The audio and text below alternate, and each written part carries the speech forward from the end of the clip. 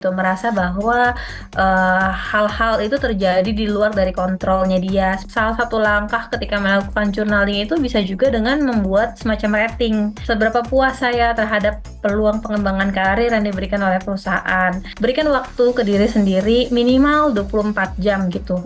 Halo workers, di konten kali ini kita masih bahas tentang revenge quitting.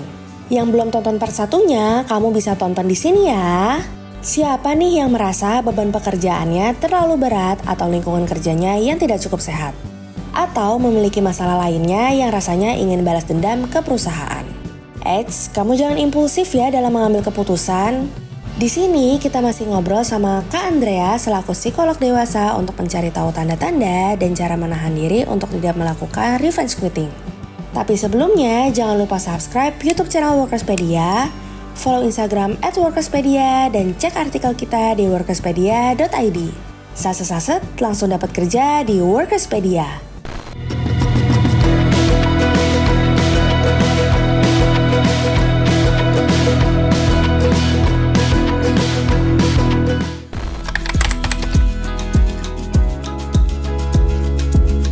Biasanya sih pasti yang pertama muncul adanya perasaan atau emosi negatif gitu ya. Ketika emosi negatif ini muncul secara berulang gitu atau persisten, nah itu mungkin salah satu tanda awal gitu ya bahwa ada sesuatu yang mungkin tidak sesuai, tidak tepat di kehidupannya mereka. Kemudian misalnya muncul juga penurunan motivasi atau penurunan semangat kerja gitu. Jadi misalnya mungkin biasanya bangun pagi ngerasa semangat untuk kerja, tapi ternyata sekarang kok kayaknya berat ya gitu untuk berangkat kerja atau untuk sekedar bangun dari kasur kayak gitu.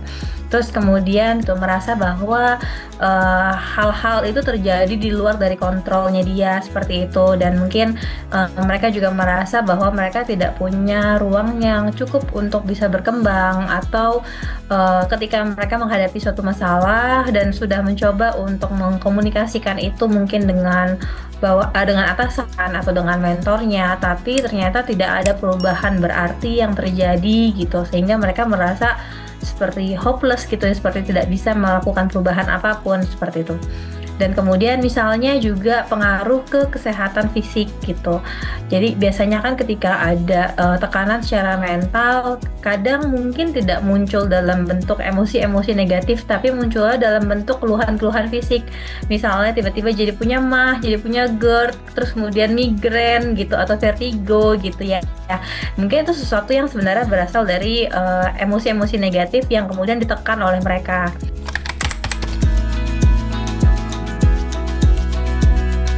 Langkah pertama itu yang paling pertama adalah sebaiknya coba untuk melakukan refleksi diri dulu. Gitu. Jadi kita coba evaluasi dulu nih, apakah memang situasi yang kita rasakan saat ini, tekanan atau masalah yang kita rasakan saat ini, apakah memang harus mendapatkan tindakan yang sedrastis revenge quitting, atau sebenarnya ada alternatif solusi lain yang bisa dilakukan. Yang kita rasakan ini, apakah memang benar seperti itu kondisi aktualnya, atau sebenarnya itu hanya perasaan kita saja atau persepsi kita saja yang ternyata itu kurang tepat dalam menilai situasi atau lingkungan kita gitu. Ketika memang ada perasaan yang mengganjal, perasaan yang kurang sesuai, atau hal-hal yang rasanya jadi kurang membuat seseorang kurang nyaman dalam bekerja, coba disampaikan dulu ke atasan atau ke HR gitu, sehingga mungkin bisa dilakukan diskusi bersama ya untuk mencari solusi yang lebih nyamannya seperti apa.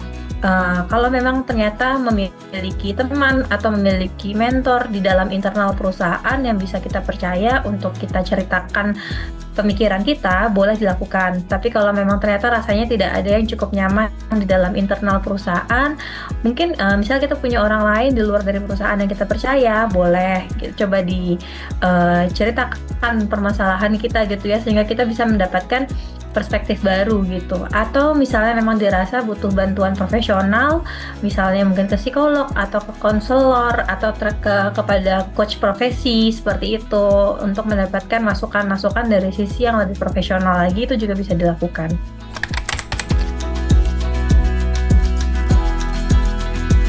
Mungkin ini juga sebenarnya berlaku untuk setiap permasalahan ya. Jadi tidak hanya ketika kita mau melakukan revenge quitting gitu, tapi ketika memang kita berada dalam suatu persimpangan untuk membuat suatu keputusan, yang pertama adalah kita coba dulu lakukan refleksi diri dulu. Jadi coba kita kenali dulu, kemudian benar-benar diakui dan diterima gitu. Apa sih sebenarnya yang saat ini saya rasakan? Apakah saya merasa mungkin marah, atau saya sebenarnya merasa kecewa, atau sebenarnya saya merasa dipermalukan, atau apa, itu harus diidentifikasi dulu dengan tepat gitu, sehingga kita benar-benar bisa memahami sebenarnya dari mana sih emosi ini berasal kayak gitu.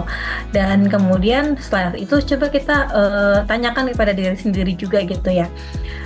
Misalnya mungkin saya pengen resign gitu, sudah sangat menggebu-gebu sekali saya mau resign. Coba tanyakan ke diri sendiri dulu, apa sih sebenarnya alasan utama saya pengen resign gitu. Apakah memang hanya untuk memberikan balasan saja kepada atasan, atau sebenarnya ada alasan bersifat jangka panjang lainnya? Misalnya, ternyata memang sebenarnya pekerjaan saya saat ini kurang sesuai nih dengan minat atau dengan kemampuan saya, sehingga saya mau berhenti kerja karena saya mau mencari industri lain yang bisa lebih menunjang kemampuan saya, bisa memberikan saya kesempatan mengembangkan diri dengan lebih baik lagi, kayak gitu.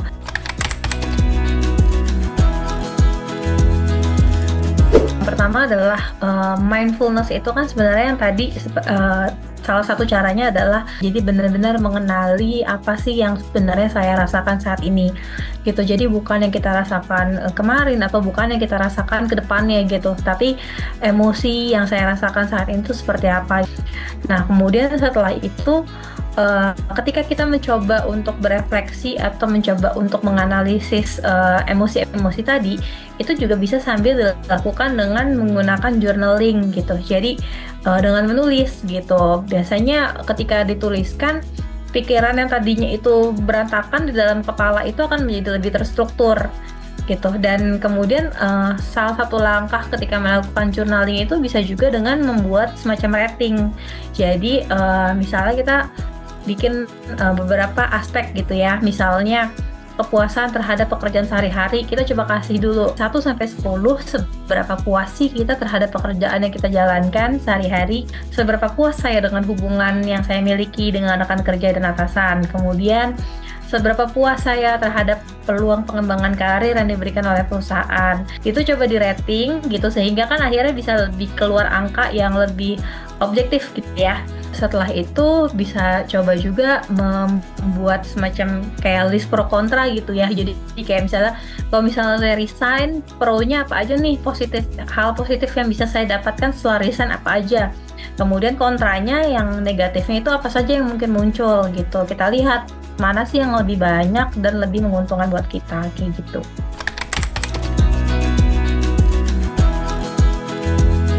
Beberapa hal dampak negatif yang bisa diperoleh oleh pekerja sendiri adalah terkait dengan image dia sendiri sebagai seorang pekerja gitu. Ketika orang melakukan revenge quitting, itu berarti kan menandakan cara problem solving dia yang kurang baik.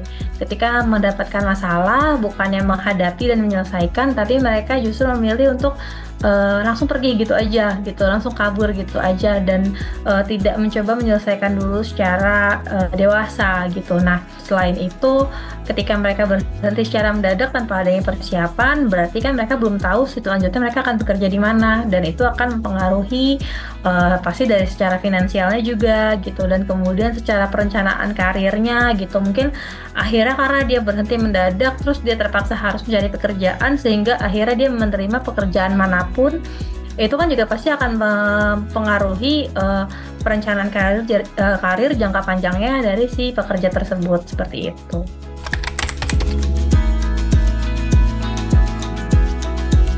Kunci paling utamanya adalah di kesadaran. Ketika orang melakukan sesuatu, apapun itu, apalagi yang melibatkan pembuatan keputusan yang memberikan dampak yang cukup besar, harus dimulai dengan kesadaran.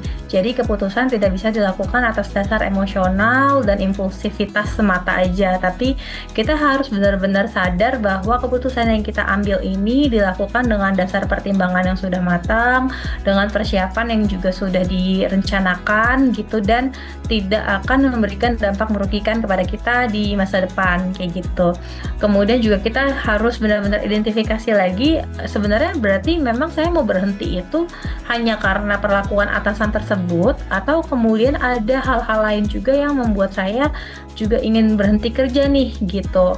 Itu juga kan pasti nanti akan membedakan tuh langkah berikutnya yang harus diambil tuh seperti apa gitu. Dan kita juga harus lihat sebenarnya masalah ini tuh sifatnya akan permanen, akan terus ada seterusnya, atau sebenarnya ini hanya sementara aja gitu. Misalnya ternyata atasannya udah ada rencana mau dirotasi mungkin 6 bulan lagi gitu, berarti kan kalau memang masalahnya hanya karena atasan dan ternyata sudah ada rencana rotasi 6 bulan lagi, mungkin permasalahan itu akan selesai gitu. Sehingga apakah memang berhenti jadi pilihan yang paling baik atau tidak gitu. Kemudian setelah itu ketika kita lagi sedang dalam puncak emosi negatif gitu ya, usahakan untuk tidak membuat keputusan apapun gitu. Jadi kalau misalnya baru aja habis dimarahin gitu dan kita lagi benar-benar lagi sedih, lagi marah banget gitu, kalau bisa jangan langsung membuat keputusan oke saya resign saat itu juga gitu, tapi berikan waktu ke diri sendiri minimal 24 jam gitu untuk benar-benar merasakan apakah memang emosi ini sesuatu yang sudah tidak bisa saya redam lagi, atau ternyata kayaknya setelah saya tidur, setelah saya makan, setelah saya istirahat, kayaknya saya nggak semarah itu lagi deh gitu, kayaknya saya masih bisa deh melalui ini kayak gitu.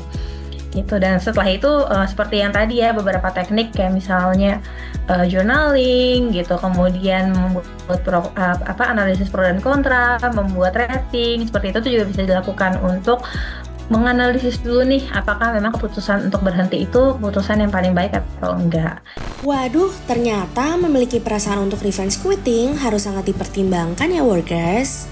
Keputusan untuk resign sebaiknya tidak hanya didasarkan emosi ataupun keinginan balas dendam, tetapi harus dipertimbangkan untuk karir ke depannya. Kamu bisa mempertimbangkannya dengan journaling seperti membuat rating dan juga list pro kontranya. Nah, yang mau kita bahas konten seputar masalah dalam lingkungan kerja, kamu bisa komen di kolom komentar di bawah ya. Jangan lupa untuk subscribe YouTube channel Workerspedia, follow Instagram @workerspedia, dan website kita di workerspedia.id. Ada banyak konten menarik lainnya loh. Saset-saset langsung dapat kerja di Workerspedia.